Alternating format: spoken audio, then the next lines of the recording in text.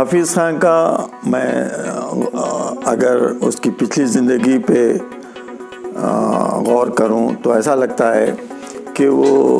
لوگوں کی سروس کر کے خوش ہونا اس کا بڑا مقصد رہا ہے۔ خطر ایکٹیو اتنی تیزی سے کام کرتا تھا کہ لوگ اس کی تعریف بچپن سے کرتے تھے۔ ریاست آندھرا پردیش کے حلقہ اسمبلی کرنول کے ایم ایل اے جناب حفیظ خان صاحب کا سالگرہ ہر سال بتاریخ 31 جنوری کو منایا جاتا ہے۔ ناظرین، دا پیر ٹائمز اس برس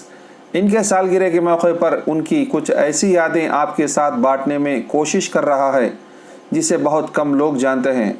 ہاں ناظرین، ہم ان کے والد جناب عبد المعز خان صاحب سے کچھ ایسی یادیں لی ہے جنہیں آپ تک پہنچانے میں ہمیں بہت ہی مسرت ملے گی۔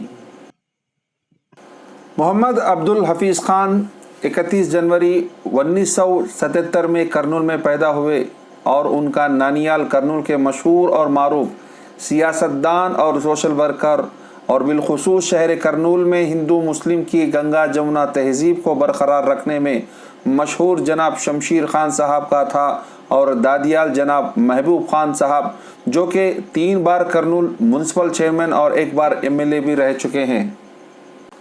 محمد عبد الحفیظ خان کی ابتدائی تعلیمات شہر حیدرآباد کے مفخم جا اسکول میں ہوئی، جہاں وہ 3 برس تک اپنی تعلیم حاصل کی،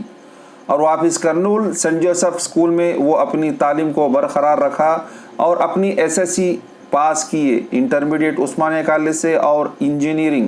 کی ڈگری پھر شہر حیدرآباد کے مشہور مفخم جا کالج میں پڑھ کر اس کے بعد انہوں نے اپنی ماسٹر آف سائنس کی ڈگری امریکہ میں پڑھا اور وہیں سے اپنا کریئر بھی شروع کیا۔ اور میرا یہ لڑکا عبد الحفیظ خان چونکہ ایسے ماحول میں اس کا وقت گزرا جو پولیٹیکل بیک گراؤنڈ رکھتا تھا، ایک اس کے نانا پولیٹکس میں زمانے سے رہے اور 2 الیکشن ایم ایل اے کے لڑے۔ ان کی ایک بدقسمتی ہے کہ وہ بن نہیں سکے، مگر اپنا ایک ریکارڈ رکھے ہیں،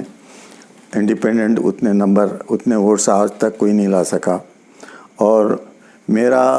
گھر میں بھی چونکہ اپنے سسر کی وجہ سے اور میرا کلاس میٹ رام بھوپال چودھری ہونے کی وجہ سے اور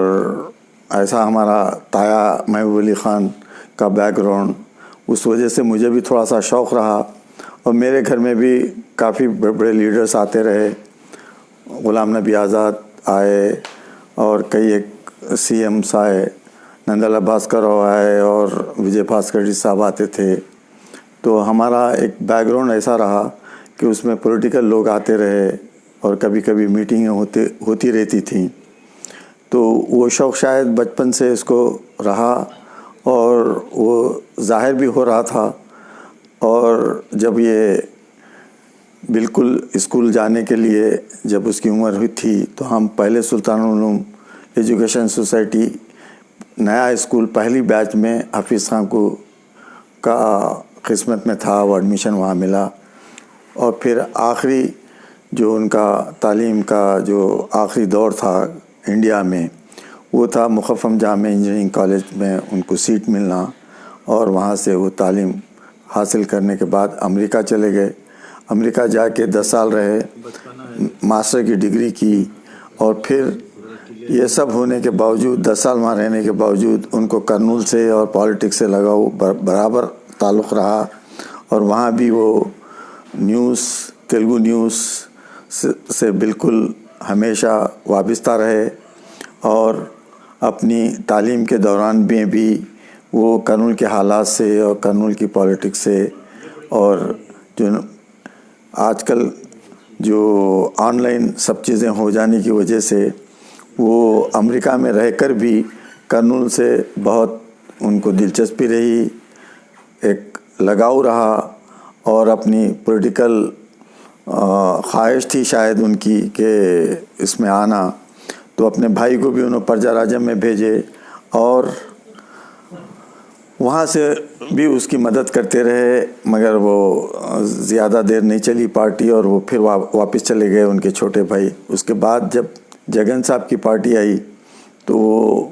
آتے ہی جوائن ہوئے اور ہمیشہ کے لیے امریکہ کو چھوڑ دیے، اور یہ رہا ان کا مختصر سا سفر